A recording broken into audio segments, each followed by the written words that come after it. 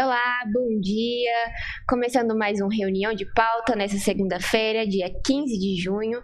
Eu sou a Isadora Dias, apresento aqui o Reunião de Pauta, direto da Causa Operária TV. E você aí que já está nos acompanhando, compartilhe o programa de hoje para que mais pessoas conheçam o nosso programa, conheçam a nossa TV Revolucionária e também participem aí do debate no chat, contribuam com o Superchat para ajudar a nossa TV, que está só em crescimento. Eu apresento reunião de pauta junto com a companheira Marília Garcia. Bom dia, Marília. Bom dia, Isa. Bom dia a todo mundo que está assistindo a reunião de pauta. Bom dia ao nosso convidado também, que ainda vai ser apresentado, o companheiro Márcio.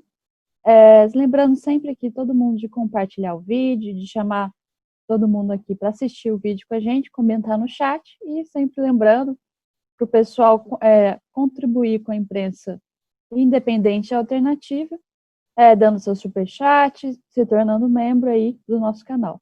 Bem, bom dia a todos. Bom dia, Marília. Bom dia também para o nosso companheiro Márcio, que participa conosco do Reunião de Pauta às segunda-feiras. O Márcio fala direto de São Félix do Coribe, lá da Bahia. Bom dia, Márcio. Bom dia, pessoal. Que alegria estar aqui novamente nesse programa. Espero que seja um programa cheio de informações importantes hoje. Isso sim, com certeza. Nós vamos começar com os dados do coronavírus. A gente sempre traz aqui na nossa pauta a atualização da pandemia no Brasil. Vamos noticiar também sobre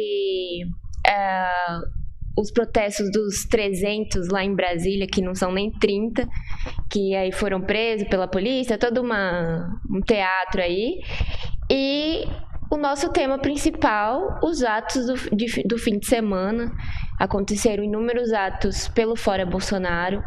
Dia 13/6 foi um dia nacional de luta pelo Fora Bolsonaro, só que nós, o PCO, junto com os comitês de luta no exterior, também realizamos ato pelo mundo todo. Realizamos atos até em Tóquio. Então, continue aí nos acompanhando que vocês verão as fotos e terão mais informações sobre esses atos. Eu vou passar para a companheira Marília nos informar sobre a atualização dos dados do coronavírus no Brasil. Bem, iniciando aqui o programa com os dados, né? A gente tem que, segundo o consórcio aqui de imprensa noticiou, a gente tem cerca de 800 a 900 mortes nas últimas 24 horas. Né? A gente vê que há alguma variação nos dados, mas ele gira em torno desse intervalo. A gente precisa falar também, né, que esse final de semana a gente ultrapassou os 40 mil mortos, a gente já tem quase 44 mil mortos, somando aí quase 4 mil mortos nos últimos 3 a 4 dias, indicando aí um aumento da taxa do número de mortos, do crescimento do número de mortos aí pelo tempo. Então, a gente precisa falar, né, que a doença, a seriedade da doença, ela está se acelerando aí no Brasil, e nesse mesmo momento em que a taxa se acelera, a gente vê também que a reabertura do comércio aí em todos os locais do Brasil. Em São Paulo, especificamente, né, a gente viu semana passada o comércio reabrir, as lojas reabrirem também. A gente, apesar das filas únicas ali que a gente viu serem noticiadas em relação aos shoppings, nos bairros populares, nos comércios de bairros populares, ou nas grandes zonas comerciais de São Paulo, a gente vê que a quantidade de pessoas na rua impede que haja um distanciamento aí, que é esse distanciamento que é noticiado pelo governo de São Paulo como um distanciamento seguro ali das pessoas, na verdade indica que a taxa de aceleramento do número de mortes e casos em São Paulo deve aumentar muito. Inclusive, o estudo aqui ligado à USP indica que essa taxa de aceleramento deve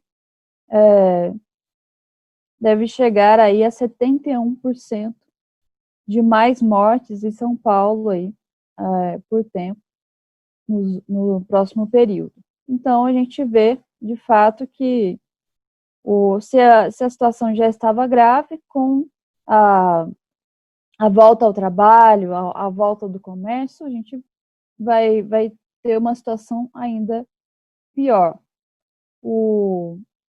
Nesse sentido, né, a gente tem estudos ali da Casa Branca, né, da Universidade de Washington, que fala que o Brasil, em agosto, vai chegar aí a 5 mil casos, 5 mil mortos diários, e ali, lá pelo meio do mês de julho, a gente vai ultrapassar aí o número de casos dos Estados Unidos, chegando aí ao triste primeiro lugar no número de mortos no mundo. Nesse sentido, a gente já vê uma série de medidas internacionais, né, para tentar conter o fluxo de pessoas para o Brasil, exatamente por conta desse cenário catastrófico que está se colocando aqui. Né? Inclusive, ali em Portugal já se fala em impedir os voos para o Brasil. Lá os Estados Unidos já lançou essa medida, né? Então, todo o mundo, né, fala a mesma coisa. O Brasil está num cenário catastrófico, menos o próprio Brasil, né, porque o Bolsonaro ainda fala que é uma gripezinha, e a gente não vê aí ser colocado a seriedade real do problema, até porque o número de casos aí que gira aí entre 800 e 1.000 casos mortes diárias, elas ainda assim são muito subnotificadas. A gente fala aqui que a subnotificação tem uma média aí de 10 vezes. Então, é importante a gente falar sobre isso, né? Inclusive, comparativamente, os Estados Unidos teve 382 mortes nas últimas 24 horas, e foi a menor número diário aí em semanas, né? Então, já mostrando aí um decréscimo do número de mortes nas últimas 24 horas. E o Brasil vai ranqueando aí como o epicentro da doença no mundo. Passa aí para os companheiros. E eu acho importante a gente destacar, né, os números do coronavírus aqui em São Paulo, pois foi o Dória aí que, a princípio, fez uma oposição ao Bolsonaro como se ele tivesse totalmente contrário à política do governo federal. E agora, com a reabertura do comércio, a gente vê que essa política aí de salvar a população nunca foi verdadeira. E aqui no Brasil, aqui em São Paulo, a flexibilização está acontecendo quando o estado aí tem mais de 10 mil mortes causadas pelo coronavírus, 178 mil casos confirmados. E também é alarmante o número de pessoas aqui em São Paulo que morrem em casa. Chega a ser pelo menos 6 pessoas morrendo em casa por dia. Mostra aí que essa campanha aí do Fica em Casa, na verdade, também é uma campanha de morra em casa, né?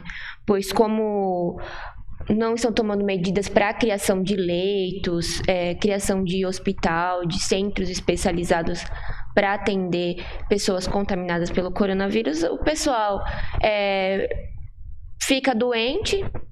Principalmente a população pobre sabe que, às vezes, se for no hospital, ela nem vai conseguir ser de fato atendida, fica em casa e acaba morrendo em casa. Mostrando aí o nível de descaso do governo estadual, somado com o descaso do governo federal. E a situação que nós temos é de liderar a pandemia no mundo e ficar isolados, né? A gente noticiou semana passada que a Europa vai bloquear a entrada de brasileiros no continente europeu. Estados Unidos estão tomando a mesma medida também, já que lá os números do coronavírus estão diminuindo, e aqui no Brasil nós estamos rumo aí à liderança da pandemia no mundo. Márcio, nos conta como está a situação aí em São Félix. Alguém do Conselho Popular ficou doente? Como que está aí na cidade? Aqui, felizmente, nós não temos, pelo menos oficialmente, não temos casos revelados de ninguém está doente na cidade, pelo menos nos dados oficiais, né? Não temos isso ainda. A cidade é pequenininha, eu fico até preocupado com esses dados nacionais, porque a cidade mais próxima daqui é uma das cidades mais afetadas na Bahia, que é Itabuna, que é na região sul. Mas aqui na região oeste nós temos casos em algumas cidades, assim, mas morte não foi divulgada nenhuma ainda. E é ruim, porque se for mentir esses dados, se chegar a morrer alguém aqui, se, por exemplo, na cidade que nem a minha, se morrer 10 pessoas, é uma comoção geral. Aqui nunca teve 10 pessoas morrer num único dia, né? Nunca chegou a isso. Aqui, quando se morre um jovem, a cidade inteira para. Imagina se morrer 10 pessoas. Por isso que o Conselho, a campanha principal desse momento, do ponto de vista da saúde, né, é o teste de Covid em todo mundo. Justamente essa proposta é duramente atacada, não só pelo prefeito, mas por todos os outros grupos políticos aqui. Outra coisa também, a cidade já tem mais de meses que ela está funcionando tudo, todos os órgãos, tirando as escolas estaduais e municipais, mas os comércios, as farmácias, estão funcionando normalmente. Ainda mais agora que é questão de eleição, todos os dias tem festa aí dos partidos burgueses, comemorando as suas alianças e tudo mais, muitas aglomerações, e nada é feito. A única coisa que tem aqui é uma medida de repressão. Se for pegar alguém sem máscara na rua, pode ser multado. Mas, no mais, nada está sendo feito, nenhuma propaganda, nada. Nem alimentação para a população carente está sendo distribuída. Eu até falei na segunda-feira passada que foi feito aqui um auxílio educacional para as crianças de R$ 4,75 para passar um mês. Então, assim, nada é feito aqui. Ainda bem que ninguém morreu ainda do corona. A cidade é pequena, quando morre alguém de qualquer coisa. Olá, companheiros, voltamos aqui. Nós tivemos um probleminha com a transmissão. Começou, acho que, um novo link, então, os companheiros aí procurem no canal da Causa Operária a primeira parte do reunião de pauta de hoje. Nós encerramos quando o Márcio contou a situação lá da pandemia em São Félix do Coribe. Ele nos relatou aí que até agora não tem nenhum caso confirmado, nenhum caso oficial, mas também é difícil saber, pois não tem testes, não tem nenhuma política em relação à pandemia. Inclusive, os governantes de lá estão fazendo festa por conta das eleições, etc. E a população está com medo, né, da doença chegar lá, porque a prefeitura não está tomando nenhuma medida. O Conselho Popular de São Félix do Coribe lançou aí suas manifestações, estão lutando por elas para que a pandemia não cause maior tragédia na cidade, mas ainda a prefeitura não tomou nenhuma medida. A companheira Marília queria fazer um comentário, passo para ela, então. Bem, a gente estava comentando aqui ainda sobre os dados aqui do coronavírus em São Paulo, e a gente vinha comentando sobre a questão da taxa de ocupação dos leitos na capital paulista, né? Que chega aí a mais de 60%, chegando a quase 70%, e na Grande São Paulo a gente já tem mais de 70%, quase 80% da taxa de ocupação. Aqui com a reabertura a gente vê, inclusive, que foi retomada a política de atendimento seletivo, né, das pessoas, que aquele atendimento que que faz uma triagem para a pessoa, para ver se ela está num estado grave o suficiente para ela ser atendida pelo hospital, senão ela não é atendida. Bem, a gente vê aí que há uma série de notícias mostrando aqui a gravidade do problema do coronavírus em São Paulo, né? Inclusive em todo o Brasil. Foi comentado aqui pelo companheiro Márcio que a cidade dele, São Félix do Coribe, que fica no interior ali da Bahia, ela não tem casos de mortes confirmados, mas a gente sabe que a tendência é que essas mortes confirmadas elas venham a acontecer aí com o avanço da doença pelo Brasil. Então, exatamente, isso é colocado, né, pela taxa de interiorização da doença, que é bem alta já. A gente já tem aqui que a maioria dos municípios do Brasil contém pelo menos um caso pelo coronavírus, e vários deles já contêm mortos, né? Bem, passo aí a bola para os companheiros. Pois é. Bom, acho que nós podemos encerrar a questão do coronavírus, continuar aí com a nossa pauta. E nós temos uma notícia quente de hoje de manhã. Marília, você pode informar sobre a prisão da Sarah Winter, a gente começar um debate sobre essa questão? Bem, mas primeiro que a gente tem que falar, né, da notícia. A Sarah Winter, a líder ali do acampamento dos 300 em Brasília, ela foi presa agora no dia de hoje, né? Na manhã de hoje a Sarah Winter foi presa, então a notícia é quentíssima. E a gente precisa falar, né, que os noticiários dão vários títulos ali para as matérias: Sarah Winter ligada a ataques contra o STF, Sarah Winter ligada aí a problemas de desvio de dinheiro, mas fato é que a prisão dela, ela deriva de um inquérito contra fake news. Quer dizer, isso seria consequência ali de um vídeo que ela teria feito criticando ali alguns membros ali do governo, e finalmente ela teria sido presa por conta disso. Bem, daí nesse sentido, né, a esquerda ela vem falando, né, que a prisão da Sarah Winter é um recado para a extrema-direita no Brasil e tudo mais. Primeiro que a gente tem que falar que é difícil a gente falar que prisão seria um recado para a direita, para qualquer ser da direita.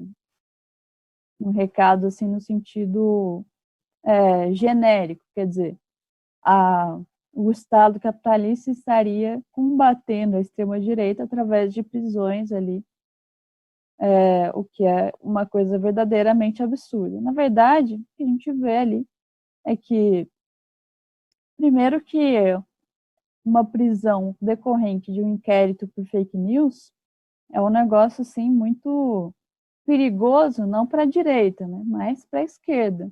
A gente teria que, primeiro, se atentar nisso, né, que essa prisão seria um recado não para a extrema-direita, mas para a esquerda. Da mesma forma que o cancelamento das páginas do MBL e do Facebook finalmente decorreram ali de uma séria perseguição contra a esquerda, inclusive com o fechamento da página da própria Dilma nas eleições de 2018, a gente sabe que uma prisão por fake news vai vir para atacar a esquerda. Isso a gente tem que colocar, né? Então, de fato, isso daí indica um desenvolvimento aí nessa situação da campanha contra as fake news. Antes era apenas uma campanha ali falando, inclusive levada pela esquerda e tudo, e agora ela já prende ali algumas pessoas, já tem uma prisão política por conta disso. A gente tem que ver aí o desenvolvimento dessa situação. Pois é, bom lembrar que a Lava Jato acabou prendendo aí lideranças importantes do Brasil, como o Lula, que inclusive a partir disso foi impedido de participar das eleições, e nós estamos agora no governo do Bolsonaro. E essa questão aí das fake news, a esquerda aí aplaude, falando que liberdade de expressão tem limite, etc. E que essa prisão seria um recado para a extrema-direita, não é verdade, porque, por exemplo, ontem nós estávamos lá na Paulista, era o ato da esquerda, né? E apareceu lá um grupo de rapazes com uma camiseta com suástica, etc.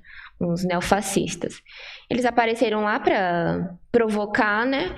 E algum dos torcedores, alguns dos antifascistas que estavam já concentrando na Paulista foram lá para, enfim, expulsar eles de lá. E aí a polícia veio para defendê-los, inclusive usou aí discurso de democracia, etc., que não era assim que resolvia as coisas, blá blá blá. Enrolaram lá a situação para defender os fascistas. E a polícia, a justiça, eles não têm interesse nenhum em combater a extrema-direita. Inclusive lá a questão do acampamento ter sido desmanchado pela polícia é uma atitude aí de evitar que a esquerda faça isso. Porque a esquerda, ela de fato coloca um ponto final no fascismo, os trabalhadores, etc. A justiça, ela não tem nenhuma luta aí contra as fake news, até porque se eles fossem combater as fake news, eles começariam pela imprensa golpista, que é uma máquina aí de mentira, inclusive fez inúmeras calúnias mentirosas, né, sobre o companheiro Lula durante todo o seu governo, etc. Então, não trata-se disso, trata-se aí de uma armadilha que, no fim, quem que controla o que vai ser dito ou não no nosso país é a justiça, que é direitista, que apoia a extrema-direita. Tem muita coisa aí por trás de toda essa encenação aí com as fake news. Bom, Márcio, você quer fazer algum comentário para a gente continuar a nossa pauta? Não, coisa simples. Por exemplo, igual você falou corretamente, se for acabar com as fake news, fechar primeiro a Globo, né? Ontem eu vi uma reportagem ao vivo, no meio da manifestação fora Bolsonaro, eles dando outras informações, né? Não citavam o real motivo daquela manifestação, os problemas, as forças políticas que estavam presentes. Então você está correta. Se for para acabar com as fake news, tem que fechar toda a imprensa golpista, né? Essa imprensa burguesa.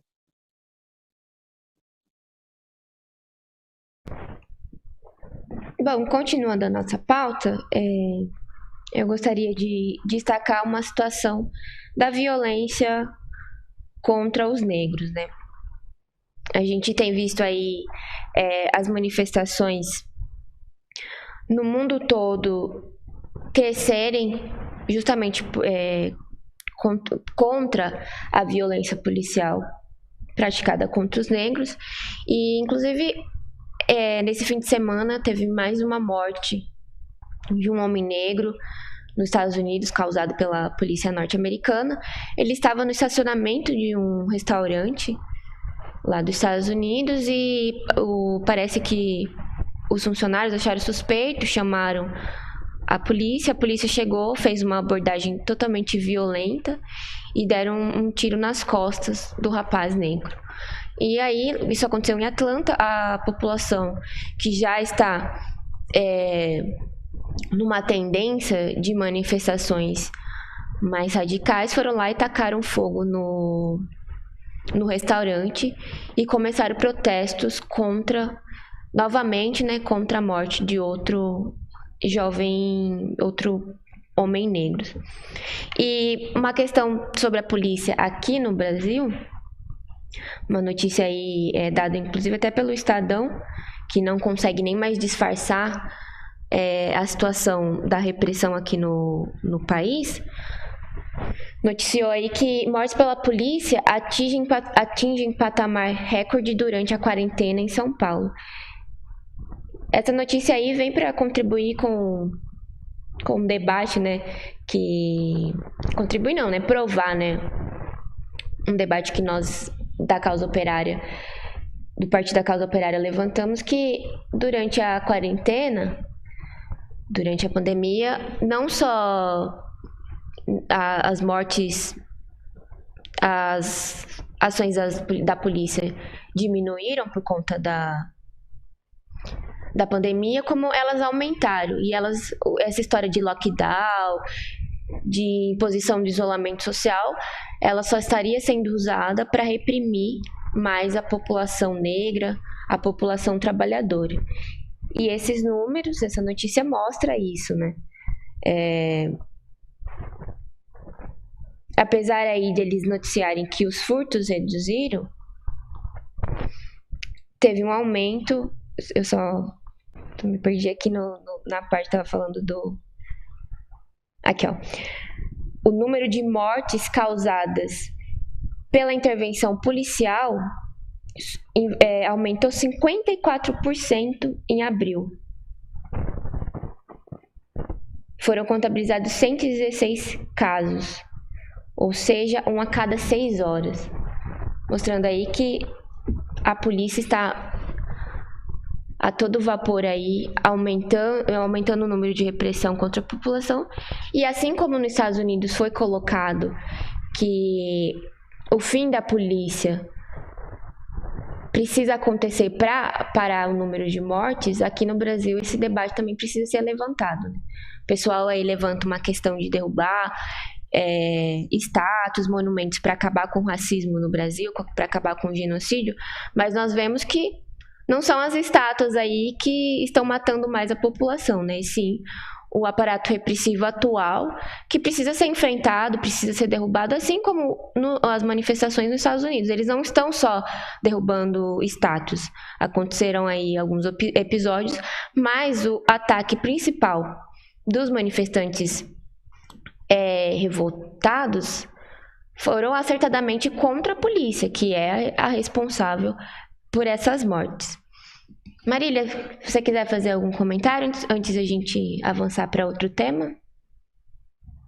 Bem, eu acho que é importante a gente comentar, né, que primeiro que a gente vê que as mortes, os ataques aí contra os negros, ela vem aumentando aí conforme essas medidas aí de lockdown, de garantimento ali do isolamento, elas são colocadas, né? Inclusive, o lockdown aí foi defendido por setores da esquerda. A gente precisa colocar, nesse sentido, que o ataque contra o povo negro, ele vem ali do próprio aumento do aparato da repressão policial, como foi comentado aqui, e não de uma estátua ou outra aí que a gente tem de um cara que foi lá e descobriu o Brasil, ou outro cara que ajudou ali a desbravar o Brasil, né?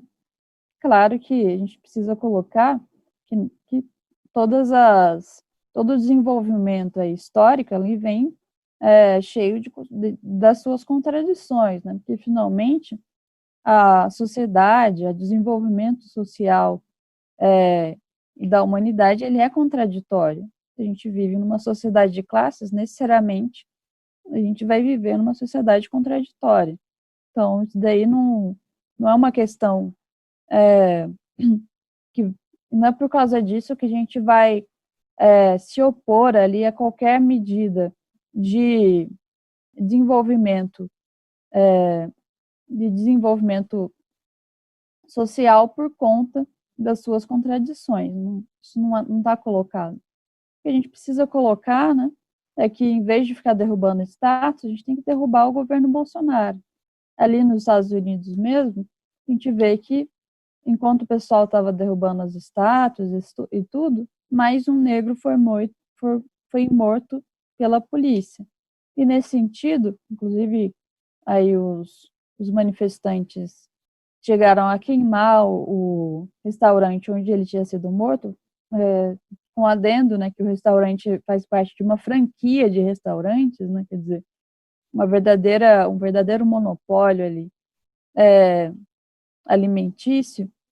A gente vê que essas medidas radicalizadas, elas, na verdade, indicam que é preciso haver uma luta efetiva em relação ao problema, não de derrubar estátuas puramente e tudo mais, mas uma luta que seja desenvolvida em torno de um programa político, como a gente já colocou, né? Essa questão da radicalização das mobilizações, ela coloca em pauta a necessidade da criação de um partido operário, um partido de trabalhadores que dê vazão aí para essa tendência de mobilização e organize essa tendência no sentido ali de uma luta efetiva, inclusive em torno dos interesses ali dos trabalhadores, né? No sentido, inclusive, da tomada aí do poder, né? No sentido da luta política de maneira mais acabada. Então, acho que é importante a gente comentar isso daí, porque essa questão do ataque dos negros, ela é muito presente aí, não só no Brasil, né, como em todo o mundo. Pois é, e de acordo, né, para acabar com o racismo, nós precisamos, inclusive, enfrentar aí um governo que representa diretamente ataque aos trabalhadores, ataque aos negros, que é o governo do Bolsonaro. E nesse sentido, podemos já começar o tema principal, que existe uma tendência aí do aumento dessa luta contra o governo Bolsonaro pela esquerda, pela mobilização popular, e até mesmo os direitistas, que são aí, eles analisam a situação às vezes muito melhor do que a própria esquerda pequeno-burguesa, eles apontam aí que as manifestações contra o Bolsonaro elas vão aumentar e que elas estão represadas aí pela pandemia. A notícia saiu até no Estadão e o Fernando Henrique Cardoso comenta sobre o aumento das manifestações. O João Amoedo, ele tenta aí fazer uma média que ele não é a favor do governo do Bolsonaro, nunca foi, etc., porque eles estão tentando aí agora se adaptar à situação que, de fato, o governo do Bolsonaro está em crise, A questão da pandemia intensifica isso. Imagina, nos Estados Unidos, estouraram as manifestações que o estopim foi a morte cruel de um negro, que foi filmado, todo mundo viu e se revoltou. Mas a gente sabe que lá morreram 100 mil pessoas por coronavírus, dado o descaso do governo norte-americano. E aqui no Brasil, a situação caminha para tão mais grave do que nos Estados Unidos, e com isso aumentar também a revolta da população. Imagina, no final de julho nós temos 140 mil mortes, 40 mil mortes a mais do que nos Estados Unidos, em que a situação já está bem crítica. Nesse sentido, nós do PCO, no dia 13/6, fizemos aí várias manifestações pelo Fora Bolsonaro, e apesar assim de alguns lugares serem manifestações menores, com alguns companheiros carregando a faixa, aí chamando a população para seguir essa tendência de se mobilizar contra o governo Bolsonaro, porque dada aí a situação do enfrentamento da pandemia, a gente não tem outra alternativa. Ficar em casa, como nós temos noticiado aqui, não salva a vida de ninguém, inclusive pessoas estão morrendo dentro de casa. E aí no dia 13 foi deliberado a partir de uma plenária com a Frente Brasil Popular e outras organizações da esquerda, que deveria ser aí um dia de luta pelo Fora Bolsonaro. E nós entendemos como luta estar nas ruas levantando aí as nossas reivindicações. Por isso, nós fizemos atos em inúmeras cidades no Brasil e fora do Brasil. Vocês estão vendo as fotos da manifestação aqui em São Paulo, no sábado, dia 13. Nós marchamos pela Paulista, inclusive carregando uma faixa pelo fim da Polícia Militar, uma faixa do coletivo João Cândido. E concentramos no Parque Mário Covas, ali na Paulista mesmo, e caminhamos até o MASP.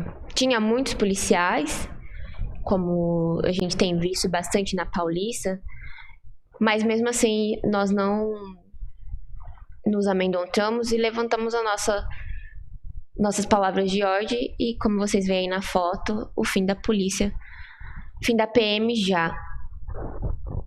Uma situação aí, inclusive nos Estados Unidos, após 15 dias de manifestações radicais, o fim da polícia é uma pauta em todo o país, e a burguesia, o governo aí, para diminuir um pouco o ânimo da população, eles mesmos estão acatando a reivindicação pela dissolução da polícia. Mais fotos lá do MASP. Se a produção quiser passar um pouquinho mais rápido, porque tem bastante foto das outras cidades, dos outros países.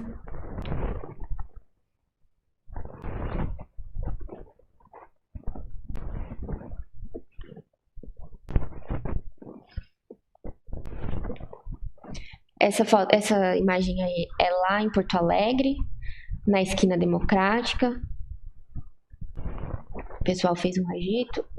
No Rio de Janeiro também. Inclusive teve apoio do Poder Jovem, Grupo Poder Jovem do Rio, estiveram lá também. A polícia tentou impedir a manifestação, mas os companheiros se mantiveram firmes e realizaram o ato. Aí foto de Teresina, no Piauí. Esse daí é em Belo Horizonte, Minas Gerais. Essa imagem é de Cuiabá. Os companheiros de lá fizeram panfletagem, convocaram para as próximas manifestações, distribuíram aí material dos comitês de luta. Essa imagem é de Feira de Santana. Os companheiros fizeram também um agito por lá, inclusive fizeram uma manifestação durante a feira. Imagens de Curitiba, pedindo fora Bolsonaro, fora Ratinho. Curitiba também teve presente um forte aparato repressor. Essa imagem de Curitiba ainda. Aí, essa foto já é de... Ai, agora... Barcelona, isso. Essa é de Barcelona. Lá nós temos militantes, temos também um comitê. Eles fizeram aí um ato contra o governo Bolsonaro, tiveram forte apoio da população que passava lá, da comunidade brasileira. Esse foi um ato simbólico da companheira de Boston, militante do PCO também. A companheira Tatiana, inclusive, deu uma entrevista para a Causa Operária TV contando a situação das manifestações nos Estados Unidos, que ela tem participado lá também. E aí ela participou do dia 13 de junho, dia de luta contra o Bolsonaro. Pode passar outra? Essa da companheira da Austrália, também fez aí uma manifestação para deixar marcado o dia 13. Em Paris também. Paris nós tivemos presentes em 2 atos. Os companheiros aí fizeram esse ato pelo Fora Bolsonaro em frente lá na Torre Eiffel. E também os companheiros participaram de manifestações que estão acontecendo lá. Inclusive, uma dessas manifestações é contra o assassinato de uma jovem pela polícia francesa. E eles levaram palavras de ordem pelo Fora Bolsonaro, contra a luta contra o golpe. Essa foto é da Finlândia, Helsinki, capital da Finlândia. Lá também temos militante, tem o Comitê de Luta contra o Golpe. Fez aí também manifestação pelo Fora Bolsonaro. Voltamos para o Brasil. Esse ato é Salvador. Aí está a imagem de Paris. O Comitê de Luta de lá participou da manifestação, com os nossos cartazes. Aí também tiraram uma foto em frente ao... Ali não tá aparecendo totalmente, mas é uma imagem de um revolucionário negro. Pode voltar para aquela outra imagem, produção? Isso daí, ó. Essa imagem na periferia de Paris, onde temos militantes também e um comitê de luta. Aí mais imagens.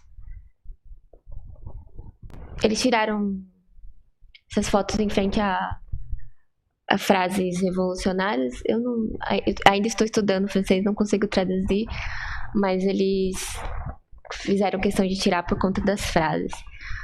Próxima imagem é do Comitê de Luta de Tóquio, que também fizeram aí, contribuíram para o dia de luta contra o Bolsonaro.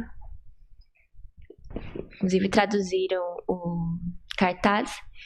E essas imagens são Félix do Coribe, da cidade do nosso companheiro Márcio. Inclusive, Márcio, pode nos contar como foi aí a manifestação em São Félix? Mas teve uns probleminhas aqui. Ah, é? Ixi. Ah, é verdade, agora que... Bom, se tiver mais... Tem mais imagem, produção, para passar? Aí está. Eles fizeram uma passeata. O Márcio estava comentando que, inclusive, teve apoio de outras pessoas que estavam passando por lá.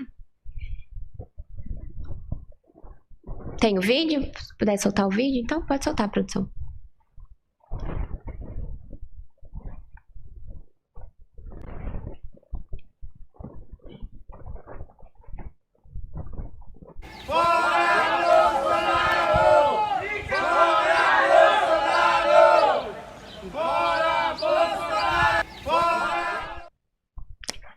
Aí está o vídeo eles estenderam uma faixa aí na passarela.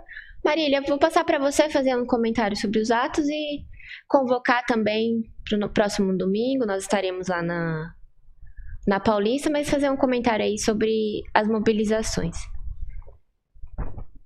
Bem, eu acho que primeiro, né, que a gente tem que comentar, é o que é mais notável, né, é que a gente vê umas mobilizações pelo Fora Bolsonaro, não só em todo o Brasil, né, como em todo o mundo, mostrando aí realmente que todo mundo que é brasileiro e tudo é contra o governo Bolsonaro está disposto aí a lutar, seja em terras nacionais, seja nas terras internacionais. Como foi colocado ali, a gente está em praticamente todos os continentes do mundo, né?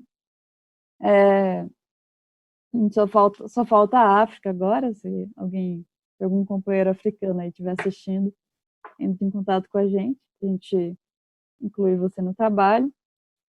E, de fato, a gente vê realmente que, conforme a crise histórica do capitalismo se desenvolve, também há um aumento da tendência aqui de mobilização, inclusive no sentido revolucionário, né, que se figura aqui no crescimento do Partido Revolucionário, que é o PCO. Então, é importante a gente destacar isso daí. É importante a gente destacar isso daí, né? Eu acho que uma segunda coisa que a gente deve colocar é que as manifestações agora do final de semana, elas foram muito importantes para a gente. Primeiro vamos falar do dia 13, né? As manifestações agora do dia 13 foram muito importantes para a gente colocar ali, não só para os nossos próprios militantes, como para o restante da esquerda, uma alternativa de lutas em relação aí às posições ainda de algumas lideranças da esquerda que se contrapõem às manifestações de rua. Está aí colocado, né? A gente está passando agora a nossa passeata aqui em São Paulo, e a gente também teve essas manifestações em todo o Brasil, né?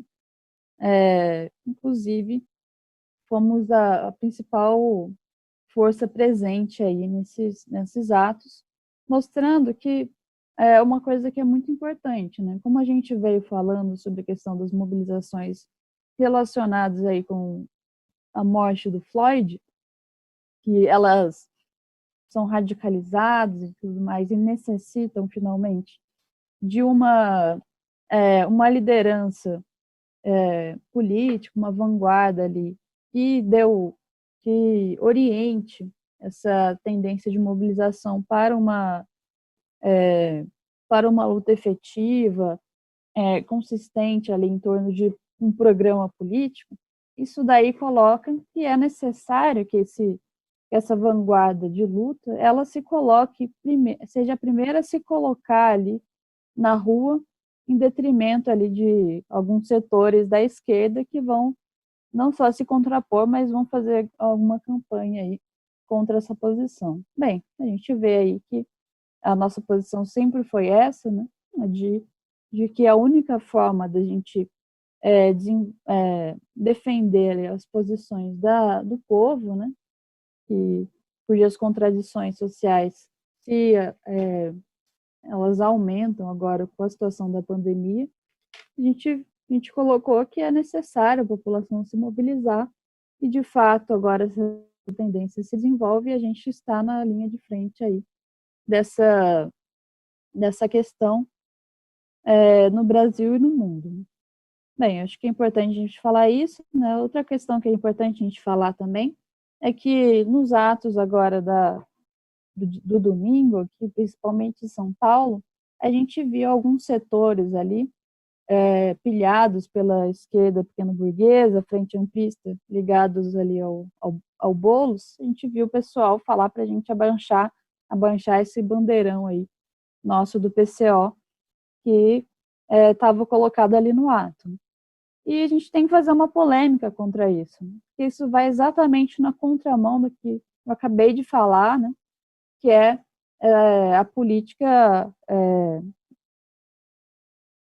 a política relacionada aí com a organização do movimento, né? Que é a política partidária que vem para dar o tom para direcionar o movimento para que ele não seja, inclusive, canalizado aí e manobrado pela própria burguesia. Isso daí nesse sentido, é fundamental a gente defender as nossas bandeiras, né? Esse abaixa-bandeira foi colocado em 2013, por exemplo, inclusive foi vitorioso nessa situação, e a gente viu no que deu, né? Finalmente, a falta de uma liderança política, uma organização dos trabalhadores, ela possibilitou ali a tomada das mobilizações que eram de esquerda por setores direitistas, né, o que finalmente fez as mobilizações refluírem. Aqui, a tentativa dessas manobras aí contra as bandeiras é semelhante, né, e a gente tem que se contrapor a isso, defendendo as nossas bandeiras a qualquer custo. Né? Bem, passo a bola aí para os companheiros.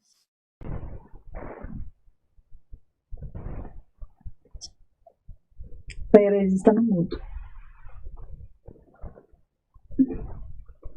Desculpa. Infelizmente, nós tivemos aí um problema com a conexão do companheiro Márcio. Ele não conseguiu votar e nós já estamos com o tempo estourado aqui do reunião de pauta e precisamos encerrar.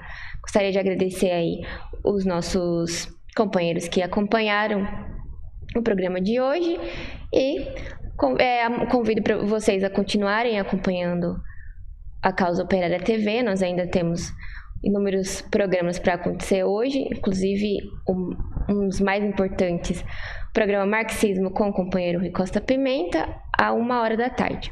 Então continuem aí conosco, companheiros, e nós voltamos amanhã às 9h. Tchau, tchau, muito obrigada.